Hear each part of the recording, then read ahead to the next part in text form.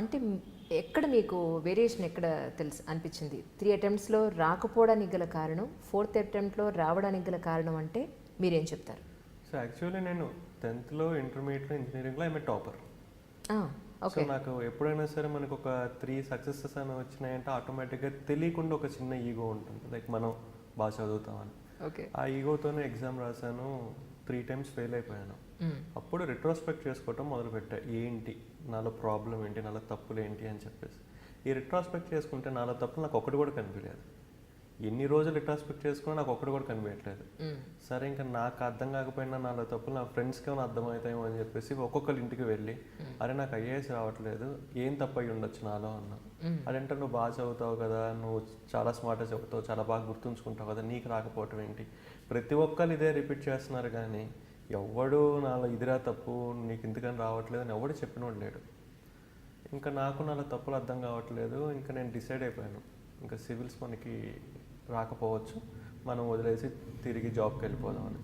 So నా friends అందరికీ phone చేసి చెప్పాను, రిటర్న్ వెళ్ళిపోతున్నాను రా, నేను మ్యాక్సిమం ట్రై చేశాను, రాలేదు అని చెప్పేసి. నేను ఎప్పుడైతే ఫ్రెండ్స్కి ఫోన్ చేసి చెప్పానో వాళ్ళ దగ్గర నుంచి నా ఎనిమీస్కి కూడా తెలిసింది అనమాట. నా శత్రువులు ఎవరైతే ఉన్నారో వాళ్ళకు కూడా తెలిసింది, ఇట్లా కృష్ణతేజ సివిల్ సర్వీస్ ప్రిపరేషన్ వదిలేసి తిరిగి జాబ్లోకి వెళ్ళిపోతున్నాడు అంటాను. ఇంకా వాళ్ళకి ఎక్కడ లేని ఆనందం.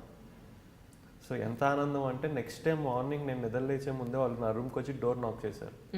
ఎందుకు అంటే నన్ను వచ్చి కంగ్రాచులేట్ చేయడానికి, నువ్వు మంచి డెసిషన్ తీసుకున్నావు, నీకు ఐఏఎస్ రాదు, నీకు ఐటీ జాబే కరెక్ట్ అని చెప్పేసి. నాకు చాలా కోపం వచ్చింది. అసలు ఇన్ఫ్యాక్ట్ దెబ్బ ముడి కొట్టేద్దాం అనిపించింది వాళ్ళని.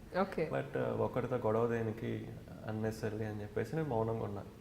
మాట్లాడుతున్నాను. మళ్ళీ రెండోసారి కూడా అన్నారు, నీకు ఐఏఎస్ రాదురా, నువ్వు మంచి పని చేసావు. అప్పుడు నేను క్వశ్చన్ చేశాను, సరేరా నాకు ఐఏఎస్ రాదు, కానీ నాలో ఒక క్వశ్చన్ అనేది బాగా ఇబ్బంది పెడుతుంది. అదేంటి అంటే నాకు ఎందుకు ఐఏఎస్ రాదు. నేను జస్ట్ నాకు ఎందుకు ఐఏఎస్ రాదు అనగానే ఆ ముగ్గురు నాకు 3 కారణాలు చెప్పారు. సో ఫస్ట్ కారణం ఏం చెప్పారంటే, తేజ ఐఏఎస్లో 2000+ మార్క్స్ మన రిటర్న్ ఎగ్జామ్ ఉంటుంది, నీ హ్యాండ్ రైటింగ్ అంత బాగోదు, అది నీ ఫస్ట్ రీజన్ అన్నారు. నిజమే అనిపించింది. అవునా? రైటింగ్ అంతా బాగోదండి. సెకండ్ ఏంటి అన్న, మన ఐఏఎస్లో ఒక ఫ్లవరీ లాంగ్వేజ్తో రాయాలి, నువ్వు పాయింట్ వైజ్ రాస్తావు, first point, second point, third point అని ఒక పారాగ్రాఫ్ లాగా రాసి చదివేవాడికి ఒక ఫ్లో ఉండాలి, ఒక చిన్న కథ చదువుతున్నట్లు ఉండాలి, అది నీకు రాదు అన్నారు. నిజమే అనిపించింది. నిజమే అనిపించడం కదా, నిజమే. థర్డ్ ఏంటి అన్న, నువ్వు ఏదైనా అడిగిందని సమాధానం చెప్తావు, ఊరుకుంటావు, అందులో చాలా షార్ట్లో ఫ్రాంక్గా చెప్పేస్తావు, you have to be more diplomatic and convincing, నీకు అది రాదు అన్నారు. నిజమే అనిపించింది. ఆ 3 చెప్పేసి ఎనీవేరా కంగ్రాచులేషన్స్ అని చెప్పేసి వాళ్ళు వెళ్ళిపోయారు. నేను తలుపు వేసుకొని ఒకసారి కూర్చొని ఎక్కడో తెలియని ఆనందం. అంటే నాలో తప్పులు నేను వెతుక్కోలేకపోయాను, నా స్నేహితులు ఐడెంటిఫై చేయలేకపోయారు, నా శత్రువులు మాత్రం ఐడెంటిఫై చేయగలిగారు. అప్పుడు నాకు లైఫ్లో తెలిసిన ఒక లెసన్ ఏంటి అంటే, నాలో పాజిటివ్స్ తెలియాలంటే ఫ్రెండ్స్ని అడగాలి, నాలో నెగిటివ్స్ తెలియాలంటే ఎనిమీస్ని అడగాలి. అండ్ ఎప్పుడైతే నాకు ఈ 3 మిస్టేక్స్ తెలిసినాయో, I started preparing for handwriting. Handwriting రోజుకి 2 hours రాసేవాడిని. ఈరోజు నేను ఫైల్స్ మీద రాస్తుంటే బ్లాక్ కలర్తో అది ప్రింట్అవుటా లేదా రిటర్నా అని అడుగుతారు. సో అంత ఇదిగా నా హ్యాండ్ రైటింగ్ని I have changed it. In fact నేను ఒక యూకేజీ టీచర్ దగ్గర, అంటే యూకేజీ టీచర్ దగ్గరికి వెళ్ళి ఆ దగ్గర హ్యాండ్ రైటింగ్ నేర్చుకున్నాను. ఇనీషియల్గా వాళ్ళ ఇంటికి వెళ్ళినప్పుడు మా పిల్లల కోసం వెళ్ళానేమో అనుకుంది. తర్వాత నేనే హ్యాండ్ రైటింగ్ నేర్చుకోవాలి మేడం అంటే, షీ సెడ్ దట్ మీరు ఇట్లా మాట్లాడకూడదండి, మీరు వెళ్ళిపోండి అంది. సో లేదు మేడం నిజంగా నేనే నేర్చుకోవాలంటే, she scolded me and send me back. But next day మళ్ళీ వెళ్ళాను. ఇంకా 4th డేకి నిజంగానే పాపం ఇతను హ్యాండ్ రైటింగ్ నేర్చుకోవాలనుకుంటున్నాడేమో అని చెప్పేసి she really taught me the handwriting, how to write a good handwriting. So ఆమె హెల్ప్ వల్ల నేను కంప్లీట్గా హ్యాండ్ రైటింగ్ అనేది మార్చుకున్నాను. సో అదేవిధంగా ఫ్లవరీ లాంగ్వేజ్ రోజుకి 3 hours, 4:30 నుంచి 7:30 ఇంకో కొంతసేపు ఎక్కువ దాకా దాదాపు ఒక ఎగ్జామ్ రాసేవాడిని. హైదరాబాద్లో బాల్లత గారు అని ఉన్నారు, already she was a topper in civil service. తన దగ్గర నేను పర్సనల్గా గైడెన్స్ తీసుకున్నాను.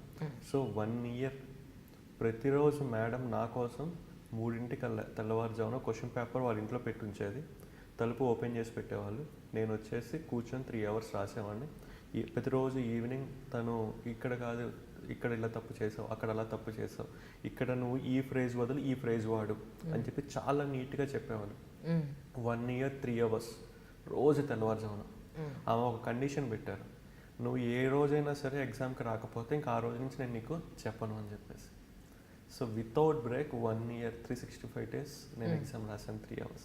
సో 3 hours ఎప్పుడైతే ఎగ్జామ్ రాశానో ఆటోమేటిక్గా నా లాంగ్వేజ్ అనేది మారిపోయింది. నేను 1 year తర్వాత నేను ఫస్ట్ రాసింది ఇప్పుడు ఇది కంపేర్ చేసుకుని నాకు ఈజీగా అర్థమైపోయింది, ఓకే ఆ రోజు అలా రాశాను, ఈరోజు ఇలా రాస్తున్నానని. సో నా సెకండ్ మిస్టేక్ని ఓవర్కమ్ చేశాను.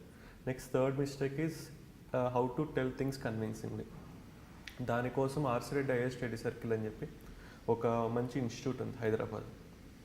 అందులోకి వెళ్ళి ఒక ఫ్యాకల్టీగా జాయిన్ అయ్యి టీచ్ చేసేవాడిని స్టూడెంట్స్కి. So that helped me in explaining the things more convincingly and diplomatically. So 3 mistakes, 1.5 year, మూడింటిని ఓవర్కమ్ చేశాను. And I attempted and I got all India 66th rank. సో నేను నేర్చుకున్న ఫిలాసఫీ ఏంటంటే, లైఫ్లో సంతోషపడాలి అంటే స్నేహితులు కావాలి, లైఫ్లో ఎదగాలి అంటే శత్రువులు కావాలి. సో ఎదగాలి అంటే శత్రువులను ఐడెంటిఫై చేయాలి అండ్ వాళ్ళ దగ్గర నుంచి మన తప్పులు ఏంటో తెలుసుకోవాలి. This the small philosophy from my preparation I learned. So nice.